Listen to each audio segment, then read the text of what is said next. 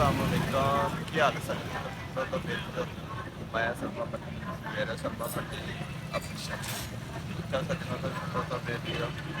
ठोकर से आ गए हैं और जा रहे हैं कॉलेज मैं लस्सी पी ली है लस्सी बड़ी मशहूर है लस्सी बड़ी मशहूर है तो पूरी चस कराती है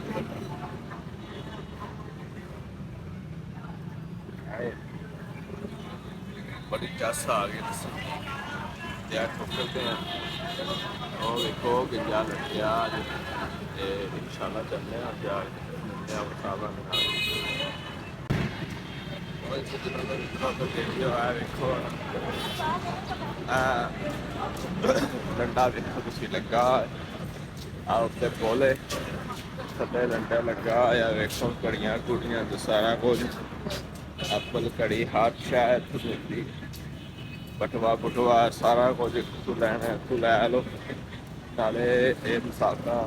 सड़क क्रॉस करने वाला संड आ जाए संड लगे हर शहर थोड़ी इतने तो इंशाल्लाह सड़क पार करने सड़क पार करके ते फिर बहने रिक्शे पे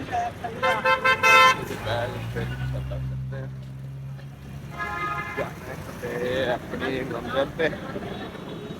इंशाल्लाह पहुँचने इंजॉयमेंट करने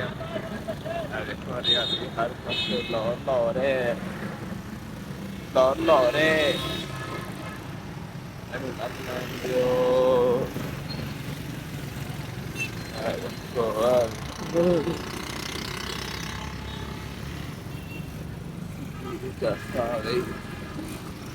भुख लगती 11 बजे ब्रेक होंगी फिर इंशाल्लाह 11 बजे नाश्ता करा अपने मौलवी यार नाल मौलवी यार कल मेरा दस्या जाग मनाने नाले जरा थोड़े शुगर मेला लाने इंशाल्लाह देखो रक्शे रक्शे तो बैग चलने उस तो बाद फिर इंशाल्लाह तुहानू मिलने जा कॉलेज ब्रेक टाइम फिर इंशाल्लाह जाकर गपशप लाने साढ़े ना रहना साडा चैनल यार लाइक भी कर दिया करो शेयर भी कर दिया करो बैरिया यार वो जाने ही नहीं बैरिया जा किधर जाने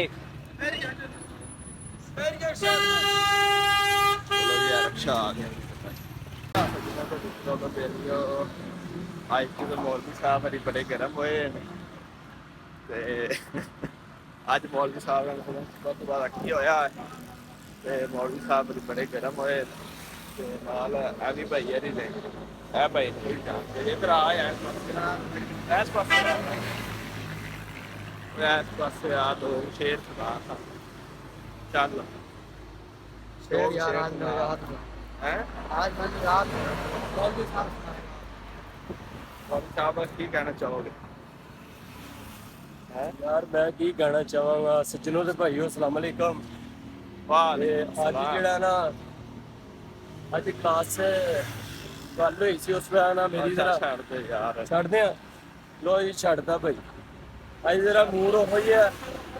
छड्डदे गल अज मौलवी साहब नहीं गर्म होए ने अज गल नहीं करनी अज साडा मूड ऑफ है सही अज मिट्टी पा दिओ ते बंदा जा रहा कि मौलवी साहब गल की है वो तो निकल गया तो मौलवी साहब अजे गर्म होए ते और सज्जनों तो मित्रों तो देखियो ना फिर कैसे हालात चल रहे हैं तुहाडे भी साडे तो हालात होया ही हैं सवेरे आओ कॉलेज जाओ हॉस्टल जाओ तो घर जाओ तो कम नहीं मुकते सारा दिन काम ही करते इंशाल्लाह पहुँचने तो जाके उत्थे इंजॉयमेंट करने मौलवी साहब का मूड थे ठीक तो मौलवी साहब यही गल करना जी वेखो हम खाना खान जा रहे हैं भैया जी सारे इस टाइम शाम की रोटी हम खान जा रहे हैं अभी भैया जी ने ते जितने प्यारे आप हैं इतना प्यारा कानून जुर्म है, इतना प्यारा होना कानून जुर्म है। जुर्म है।